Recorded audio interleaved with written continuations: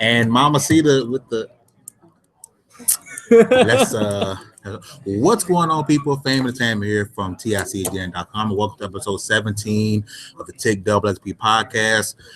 If you guys haven't, if you should have, you guys know this channel is normally on my channel, but for PAX South purposes, it is on our network channel. We'll start with the introduction. To my left, as you guys know, this is my light-skinned brother from somebody else's mother. I don't know why he changed shirts. Mr. Nickodemus X. You know why I changed shirts. All this flack we've been getting all day for looking like the damn Doublemint twins we're out here. Brothers, we're happy and we're singing and we're colored.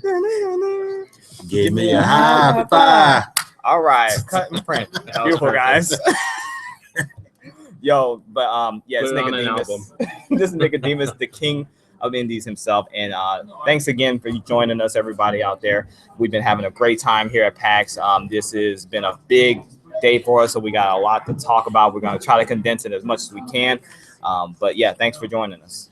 All right, and like last show, you guys, we're not actually playing on our phones during the show. I'm actually pulling up the chat so we can talk to you guys and get your feedback and your questions. But to my right, you guys met today. It's the second time on the Double XP podcast. We got Peter. Salutations. Glad to be here again. Like Nick said, we have a lot of cool stuff we experienced today and share those experiences. Did you think of a cool tagline yet? Oh, I've got taglines. I just don't know how appropriate they are. Oh, okay. And to my far left, for some reason, I got a feeling this to y'all's right, but he's over here. We got someone, this is his first time on the Double XP podcast. We got Ryan. How's it going? All right, so we're gonna recap day 2. Today was a lot of fun. We had a lot of interviews set up. Yeah. If you guys on our website TiCGN.com, you guys will see beginning tonight or tomorrow, you guys will see a flood of new interviews coming, which a lot of them were absolutely amazing. But I want to get your overall, before we kind of pinpoint, what we experienced today, I want to get you guys overall synopsis of day 2. So Peter, what are your overall thoughts of PAX South 2017 day 2? I think it's pretty cool. Day 2 was, we focused on groups of games a lot. Like we did a whole thing where we spent a lot of time with Canadian developers and many different games, many different developers from Canada. And I think that was an interesting kind of theme for us. I think is going with publishers who do a variety of games or simply a lot of developers who are working together to promote their games as a collective. So for me, that was interesting that would even be the case, that they would have areas where it was just Canadian gamers. Yes. And that's something I didn't even notice that you pointed it out. I didn't even recognize it. That's cool. Ryan, overall synopsis feel of, would this technically be your day 1? Yeah. So overall synopsis of your day 1, but PAX South day 2. It is an eye-opener for me because prior to this, the closest there was to something like this is like Florida SuperCon, of course, which was like the biggest Comic-Con in Florida. But this is it's a system shock. Way bigger than that. So big that I can't even play the Nintendo Switch.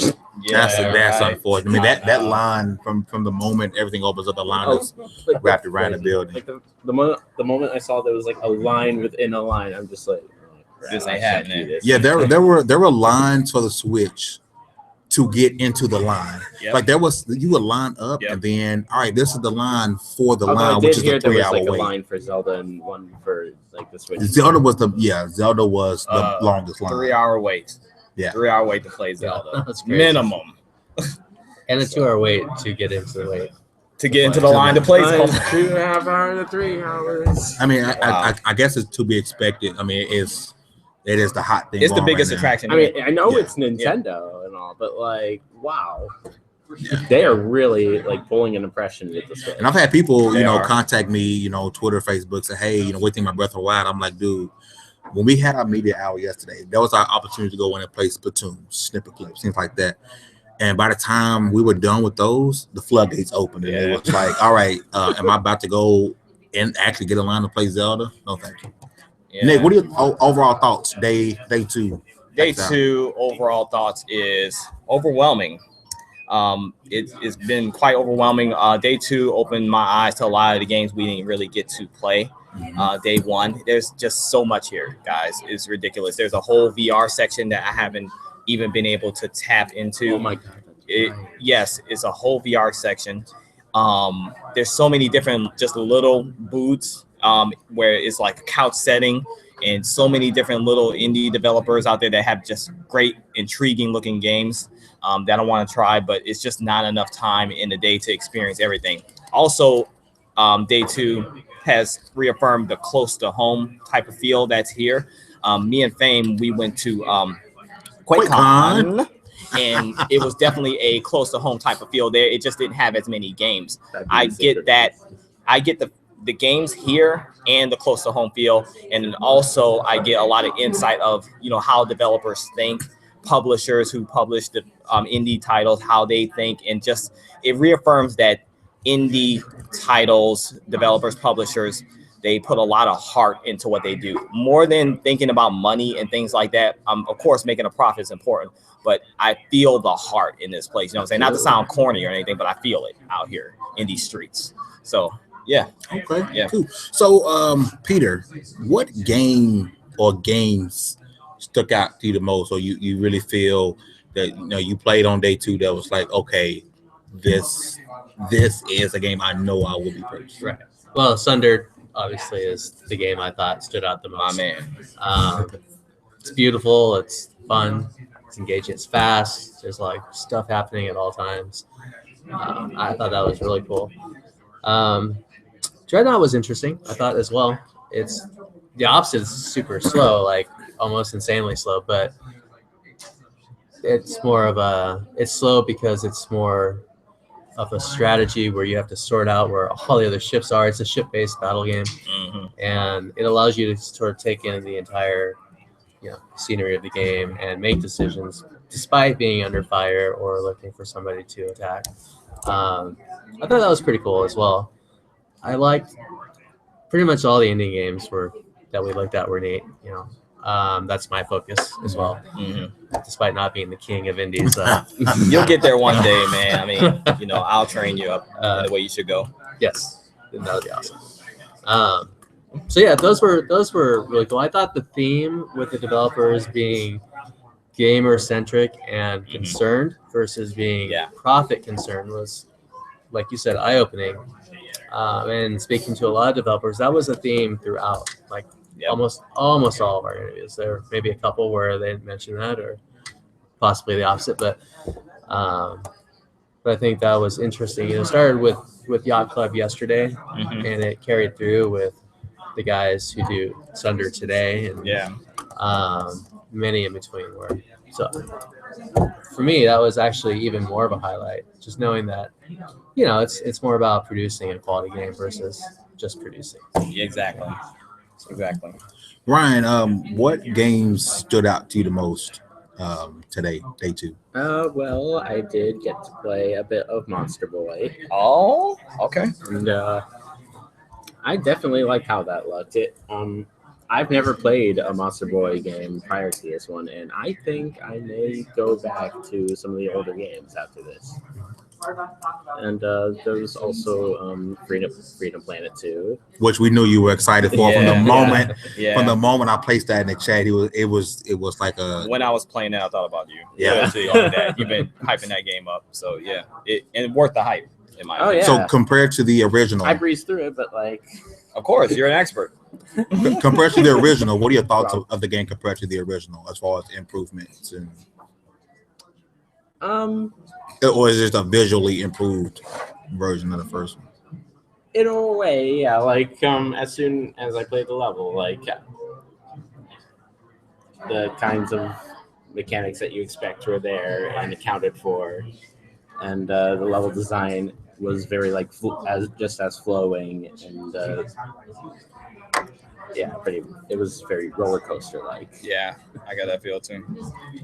Yeah, but it's that fun kind of roller coaster where you just hits that addictive vibe.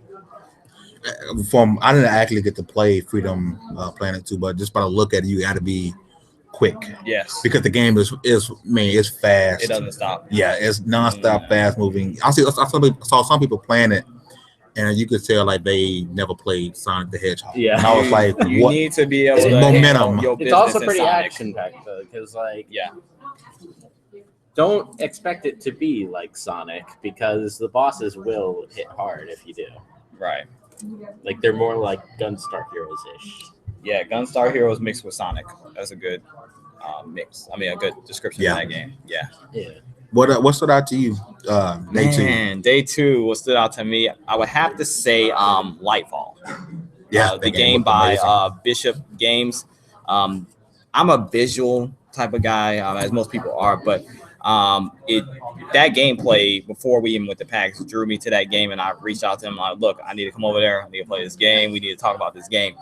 It's basically in black and white, but the background is full of color. And in this game, they said that anything that's beautiful will hurt you because it's reversed. Light is not good, and dark is. Yeah. Yes, in this game. So it's a platformer, really fast. Has some puzzles in there, but it's not like, from what I saw, really difficult, challenging type of puzzles. For those of you who don't like that stuff, you'll be like screaming for this type of game. But it wasn't really challenging, but it was still creative. And so it's got a story and everything like that. And so it's really right up my alley. And I really enjoyed that game. I was in there with the developer for about 30 minutes to an hour. Yeah. it was time for us to dip. And then after he be there forever, Nick was like, hey man, let's go get something to eat. I'm like, we have another interview in an hour. Oh, but we could have had an hour and a half. The developer invited me to play the demo on his computer, and that was pretty much all of my duration there. See, the thing was with that, I kept asking him a lot of questions and kept pausing and stuff like that because I really wanted to know a lot about the game. But so when you got a game that will do that to you, you know you've got a hit. You got a gem on your hands, right? Very intriguing. You know, you don't have to force it. You don't. It's not something that you have to force yourself to play or something like that. Like, it draws you in, and you stay there, and you don't want to leave. That's the type of game. What was weird when you finally was done? You got to a point. I watched you play, and you was playing, and you were going. It was kind of slow. Yeah. Compared to when he took the controller and finished the game, and it was like, I mean, what you to expect? Oh yeah, that was game. That was me. I was like, oh crap! I was like, that was me. It would have taken Nick another 20 minutes to do what he just did on 3 because seconds. I was going like really slow through the platforming sections, taking my time, admiring the scenery and stuff like that. And even before then, he said they're gonna have a speed run mode on it. And I was like, I'm gonna challenge you on that. I bet you I'll beat you. When he picked that controller and did what he did, I was like, okay, I'm about to practice first, fam. I ain't ready for Honestly, this. as soon as I saw that there was a run button there, I just held that down. Yeah. The rest of it. It's fast, man. You can make it go as fast or as slow as you want. That's another thing I like I think about there were it. a couple puzzles that I even like went through just by like abusing the run and the cube that teleports under. Yeah, that's what he was doing. Yeah. You know, for me, so that wasn't totally intentional. It play it how you want. I mean, yeah. That's the type of game it is. For me, what stood out the most, because it was the most surprising, was just shapes. Yeah, and man. bits. Yeah, that was cool. No one. I kept forgetting. When you see the crowd over there, there's a crowd by the TV, and you was like, you hear Mortal Kombat. And I'm like, okay, what's going on? Like, and I look over, everyone's heads was there, and you could look over the heads and see the game. You can't really see what it was. I'm like, what is this? It was coming from that game. Yeah, it was coming from that. And Mortal so Kombat thing. when we went and sat down, me and Nick both was constantly like, just like, what is this crap? and the first level went by, and then Nick was like, next time we die, I'm getting up and I'm leaving. And in my mind, I was like, okay, me too, but I'm gonna throw this controller down. So we got past the first level, and the second level came, and we're going through the second level, kind of moseying on. All of a sudden, it just kind of the music changes. I'm like, okay, it's different music. Okay, it's kind of getting you going. And it was getting into Nick didn't have his headphones on. I was like, what y'all happy for? Nick didn't have his headphones on, and the dev was like, dude, put your headphones on. So he put his headphones. Next thing you know, like, we see this little thing where the pointy thing starts spinning. Like, okay, it's kicking up. All of a sudden, when it grew arms, you was like, holy crap. And and it was they had the techno beats that's what caught my attention when I put the headphones on. It kind of puts you in the game because music drives this game, right? Yes. So that's what got me into it. And it's challenging because we died I don't know how many times. And I was like, okay, let's run this back. We died again. Okay, let's run it. We never got past that person before the demo ended. But it was the biggest surprise to me on day 2 PAX, and it wasn't even close because we expected nothing from the game. Nope. When we first started playing the game, we all thought this is crap. Yep. And I can't wait. and I'm gonna figure out a way to walk away without making them feel bad that this game was trash. And turns out this was the biggest surprise and one of the best experiences that I had at PAX, and it wasn't even. I agree. I won't say it wasn't even close, but it was the biggest surprise, and it wasn't even close. Well, it was the way it happened was random too. Yes, because he lost his list of interviewers he's supposed to be. So he comes to us, he sees our media badge, like, oh, are you guys my 3 o'clock? And he was like, no. Can be. I said, I'm not 3 o'clock, but I can be if they don't show up. And so he's like, well, I'm gonna go see. He came back 5 minutes later. And I was playing Sundered, and Fang comes over there and like, look, Fang, we about to take these people's interview. We about to take their slot right quick. I was like, all right, let's go for it. Yeah, and Nick thought I was crazy. He was he this was almost he was like, which one of you mofos set this up? And when we first started playing the game, because he was upset, and I was like, man, like, what is this? But when it was done, he was like, all right, you did good, fam. Yeah, I gave you your props. You did good, fam. You did. like that. And this is what we hear about Just Shapes and Beats. This is what he said. It's coming to PC for sure. They're a 5-man team. It's coming to PC for sure. And then he said it'll come to whichever. They eventually want to be multi-platform, but it won't be on. It'll be a console if Sony or Microsoft, whichever one throws them ducats first. No lie. He said whoever comes with the money first is who's getting it next. We'll get it next. Yep. Phil, quit playing with me, fam. Just Shapes and Beats. Get this game. I promise you. This is a type of game. On Switch in a few years. And it's online. Right. He said it's an online game. So, it don't have to be 4-player co-op. You can be online. This is a game. I promise you, we would sit and play this game. This game is that much fun. And just looking at it, you're like, I mean, it's basically just shapes. Yeah, you're like one square and one's a triangle. You know, so you're just shapes. And you're fighting other shapes, and lasers are coming at you, and it's all music driven. So the lasers, everything coming at you is driven by the beats, right? Yes. It's all in rhythm. Yes. Yeah. So I actually got the gist of that when I was looking at the screen a bit, like when the silhouettes of the lasers appeared for a brief moment before the lasers actually came. Yes. It got pretty intense, and because after a while, because like you said, you can see where it's coming, but you move to a spot and it's already something else that's about to form the spot. You're moving around, and then one thing I liked about the game is you can take some damage after a while. You're dead, and then because the game wants to go forward like a record play, like a track wants to go forward, so you're being left behind on the track until someone comes and just touches you and brings you back to life, so you can save each other. There were points where we were all like being insta-killed. But I need Microsoft. I mean, if Sony does it too, that's great, but I need Microsoft. We already know Sony's gonna be on top of stuff like that. Yeah. You know what I'm saying? So make this petition and then lose it like Rhyme. Well, what was unfortunate? I'm just kidding. Do you remember the game? Do you remember the game? I'm just kidding. Do you remember the game? We were talking to the developer, and they were saying that they've reached out to was it Freedom Planet?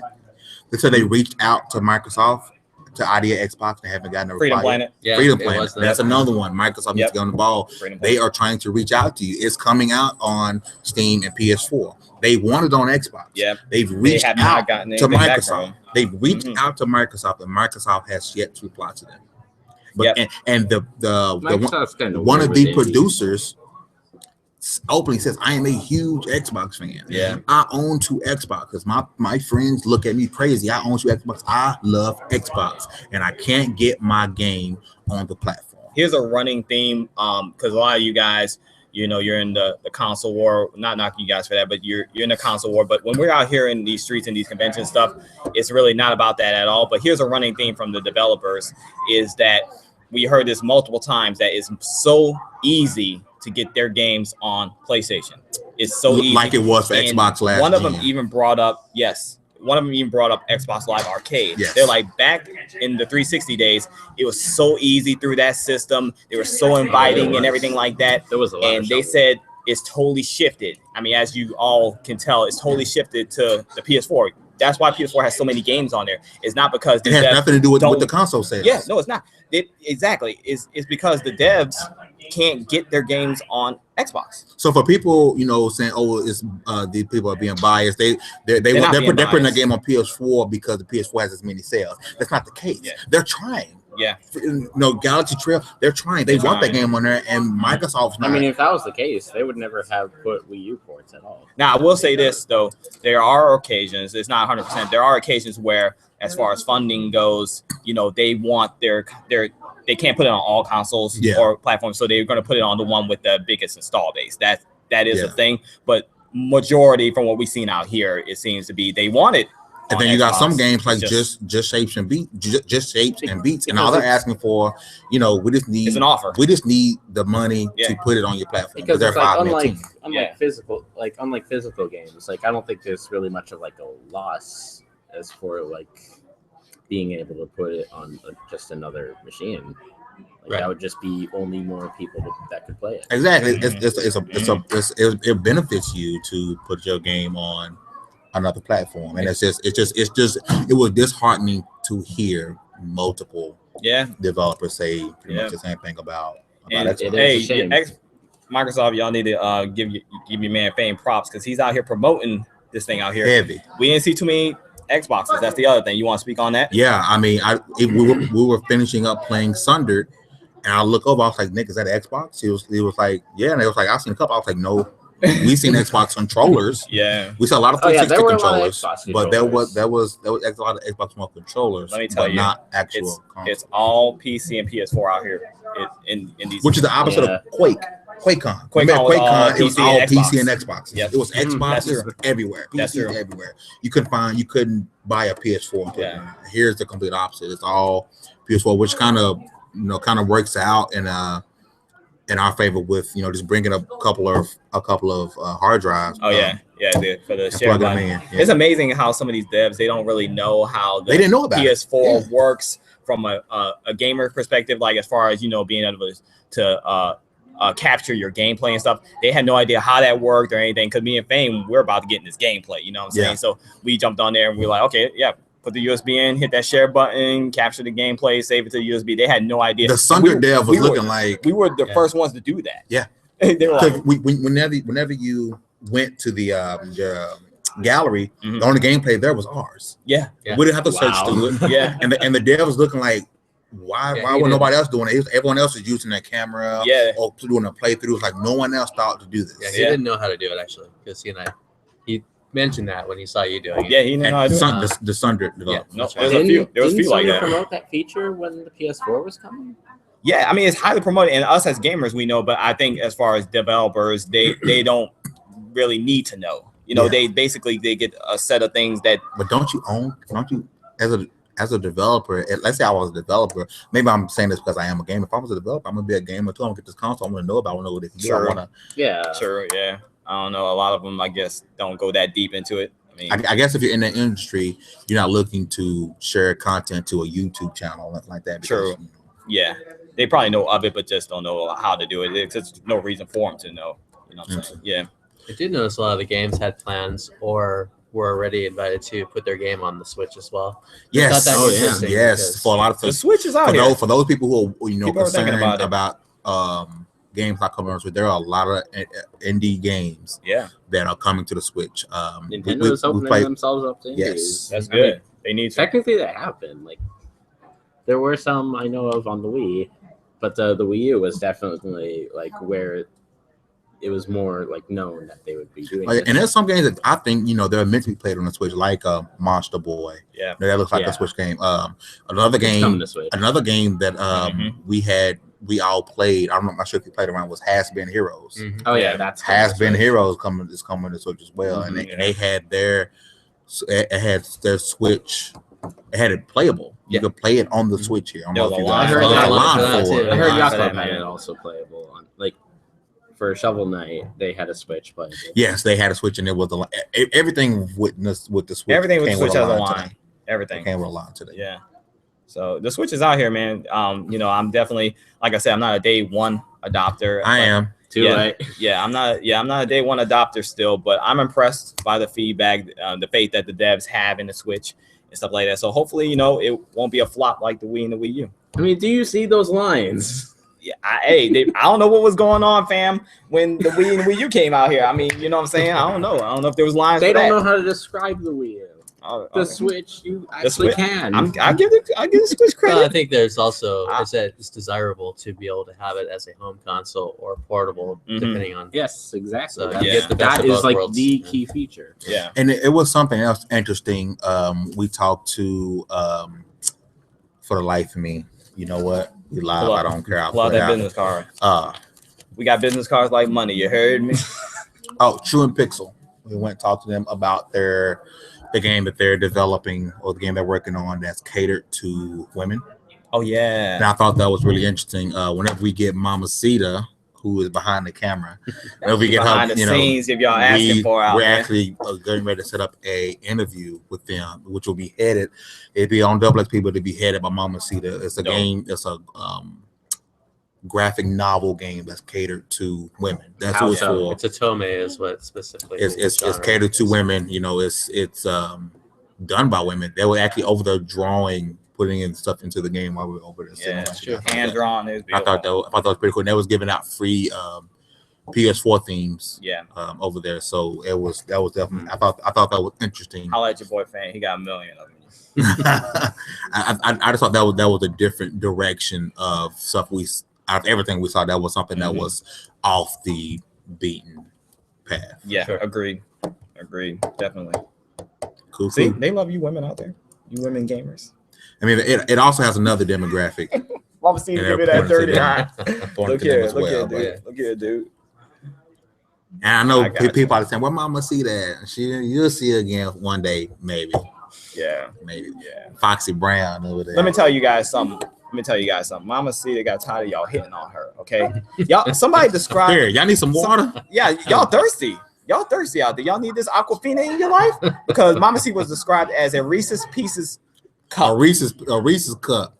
Really, Are we in the same really, fam? podcast right now? Really, fam? Y'all, They we got thirsty. you. Y'all They are thirsty. parched. Because you're not getting Ma, so you're gonna drink this water. You heard me? I thought we were talking about packs. We are talking about. we packs. talking about packs. Yeah, these are facts. No, those are alternative facts. Any more thoughts about day 2? Well, I thought it was cool that Kona, which is a walking simulator kind of horror. Yeah, he got game, hands on with this. is actually definitely at the point where they're ready to release, and it'll be out Yes, soon, like March, I think you said. Right? March. So that was cool. That's a game that I've been interested in for literally like 2 years, probably. That looks like a game because as I was playing it, I heard you were doing the interview. He was talking that they're not really holding your hand; they're giving you free to move around, and you're driving. And I heard him say that, talking about what the game was about, and he would say he gets to a car crash. Now I hear this, and the car crash happened. I'm still like, oh my god, Yeah. I still was drawn back by it, and I thought it was. And that's pretty much where it pretty much stopped. But it was cool. Yeah. Getting out the car, and I'm like, this thing is locked, and you have to really go back and backtrack. And this will happen to see the thing up there, going back, get things locked cut and everything. So definitely, you're right. Definitely looking. Anything else you got? Oh, I thought Battle Sloths was pretty cool. That was one that we checked out towards Battle the end. Sloths. That was Battle Sloths with Rooster Sauce, yes, Yeah. Rooster Teeth. I was like battle That was sauce. kind Yeah, of I know. What this man playing? sauces in there sometimes. And that was kind of cool. It was like Hotline Miami if instead of it being this broad, expensive story, you're just four-player PvP.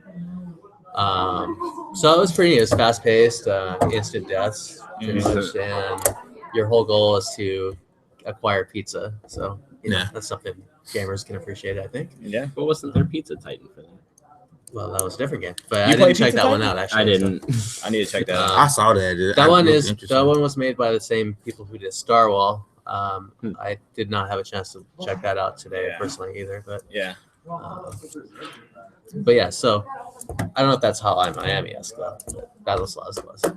know that. Brian, you got any more thoughts about day 2? Anything that you played interesting? Well, I did play the 2 Brawl games, Brawl Out and Brawlhalla. I'm so confused. Which I discovered I'm a beast in. Yeah, so confusing. Oh yeah, I won both of them. Like So it's only you I that played suck a at match that in game. each and I won. don't suck at the game, fam. I came in second. Okay. But we were tied for second second. is not first. Brawl Out No, kind it of don't reminds mean I'm me. suck though because you was beating up on the AI. Quit lying to the people, man. The line I had You're beating up Val. on- You were playing with AI Val was- Peter and the AI. That's who you beat Val- up on, man. Yeah. Who was the bear? You I guys captured were playing- I captured the game. You were the I'm bear, about right? to expose You were the tonight. bear, I'm about to right? upload the gameplay tonight. You were the to bear, expose. right? I'm about to have an 'Cause, arrow like, you over was your getting that character the work. whole time, and You was getting that work. No, you wasn't. No, you Who came in first place? Yeah, because Peter and the AI. Mm. That's So where with you got all your points from, fam. Lies with and Brawlhalla. propaganda. With Brawlhalla, I'm not. I hope that's how you Brawlhalla? pronounce it. Yeah. Yeah. Mhm. So at first I thought there was only like 2 attack buttons, and I was doing like, at that time. But then like near the end of the game, I try one of the other buttons. I'm like, oh, there's a 3rd button, and then it just like immediately kills the other players. There was a Oh. 3rd button. And I didn't know. I was in the same it 2 was buttons. Me it was too. a heavy attack, Oh, okay. I didn't see I was that. button which mashing, kind of I ain't explained gonna lie. how I was button freakishly mashing. powerful it was. Those are my But, type of games, though. The Super Smash Brothers type of. So It's not- which one is out? Brawlhalla is out, and it's Brawlhalla. actually free to play. The only money you would spend is if you want additional characters beyond what's What originally platforms comes. is it on? It's definitely on Steam, and we were It's not on playing, Xbox. I would have seen it. PS4, I You believe. addressed it was like free to play, right? It is free to play Yeah. for sure. So then, Nope. if you want to support the dev after that, then you would buy the skins or whatever. But Yeah. Dope. nothing's required. It's just a brawler, straight up. Just think Smash Brothers. Smash Brothers. I mean, Pretty Smash much. Brothers was the Brawlhallas only and Brawl mindset Out. you could ever have going into these games. Brawl Out as well. I thought I enjoyed Brawl Out more. I thought it looked Yeah, Brawl more is closer to the polished. Smash Yeah, formula. Yeah. Brawl Out looked more polished. Although I don't know, something still seems kind of off with that. I'm not quite sure what it is. It might just be like the fact that there's like no charge attacks, I guess. No, what's off about it is it's not that good. Oh snap! Man, what else you got for day 2? Day 2. What else? What else you got? Anything else stood out? Anything else you want to touch on? Sundered was another one that stood out to me from Thunder Lotus Games that definitely got a good relation with them. We played Jotun and reviewed it on the site, a couple articles and impressions on Sundered that I've done myself on the site, and that was one I was really excited to get my hands on. Once I got my hands on it, the controls were really, really tight. You played it as well. Yes. So you can disagree if I'm saying anything out there, that's not true. But the controls are really, really tight. The artwork is beautiful, vibrant. Like, I was amazed by just how much color is in that game. It's not easy. Nope. I died a couple of times. You kept getting swarmed with a bunch of enemies, and it's apparent that there's an RPG system in the game, so you got to upgrade your character because I was pretty weak. But that's another one that I was really excited Quick for. about Sundered. You don't get to, because I didn't see the tree until I died. I wanted to have every time you die, you get to go to the. for me as Yeah, well. That's when you get to go the and tree upgrade. to upgrade everything. Okay. Yeah, and when I got there, I upgraded 2 things, and then I went back down to fight the And then swarm. you gave him that work. And I gave him that work. Yeah. Yes. Same thing happened here. Yes. Same So thing happened here. that was another one pretty interesting that stood out to me. Other than, really all the games that I played, well, not all, but most of them I played were pretty good and impressed me, So I'm just excited that day 2 is over. Because we did a lot of interviews. You guys, like Fame said, you're going to see a lot of content coming. My man Fame is going to take care of the editing and stuff like that. Get this stuff out here to you guys. So we've been putting on a lot of work. So tomorrow, we have maybe 1 or 2 things here and there, but mostly we're going to get out here and really play all the games we haven't. I want to touch the VR experiences and just a lot of these little indie titles that we haven't gotten a chance to try. I am not standing in Switch lines. Switch can miss me with all that. Switch is cool, but I'm not standing no 2-3 hour line for no Switch, so they can miss me with that. But yeah, day 2. So before we wrap, think about day 1, day 2. What's the one game or experience that, okay, if you would tell somebody, hey, come to PAX for this. A game or experience. Okay. Peter, if you can think of one, come to PAX South for. For me, it was Monster Boy and Rhyme. Actually, I think both of those were worthy of a visit. Rhyme. And should have came on media hour, bro, because that line is ridiculous. They definitely spoke to my preferences in gaming. So, and I think also, and it's the theme again, is the developers are very humble. You got to speak to the owner of the company if you want, and he just wanted to know how you felt about the game, and what improvements can be made and that. So those were the two games that stood out the most for me. As I look through my notes here, because I have a terrible memory. This man's got a whole notebook of notes, man. Like, shout out to Peter. He's been keeping us on task. Like, very orderly guy. I really like. This man's got the Bible over here. These are the transcripts. Yeah, I like chatting with Yacht Club. That was very cool as well. Playing Splatoon was pretty neat. I think actually the Switch is definitely the highlight if you are able to check it out. You want to check it out. Yeah, right. But as far as the specific games, like I say, Rhyme, Monster Boy, Sundered is another one. So yeah, okay, that's where I would go if I was just going to show up here. I would check those out. But there is so much. I mean, you can't see everything in a day. Yeah, and you're going to see just every. Oh, I didn't have a negative experience so far. I mean, everything we saw was pretty awesome. Mm-hmm. And the surprise things that you just walk by, you're like, oh, that looks cool. I need to see that. That's happening. You keep a middle notes. I know to come back this way. Right.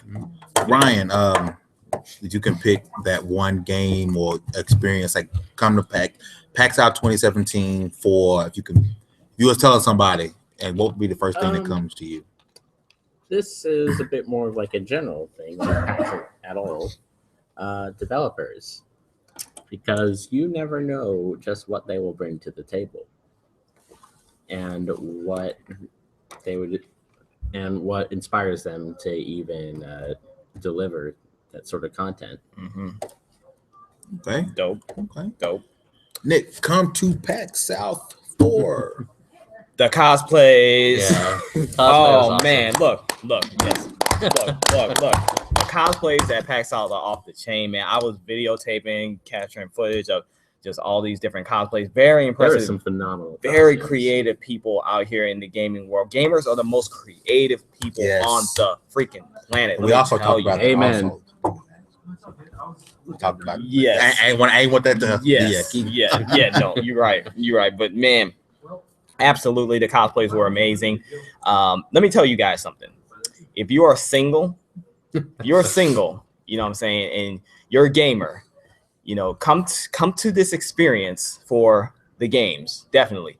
But keep your eye open on these women out here. You know what I'm saying? You if you're single, you kind of want to be like half and half. Don't be so, reserved and stuff out here. There are a lot of hot gaming women out here, you know what I'm saying, that you want to definitely experience during this experience. You know what I'm saying? So just put that out there for you single gamers.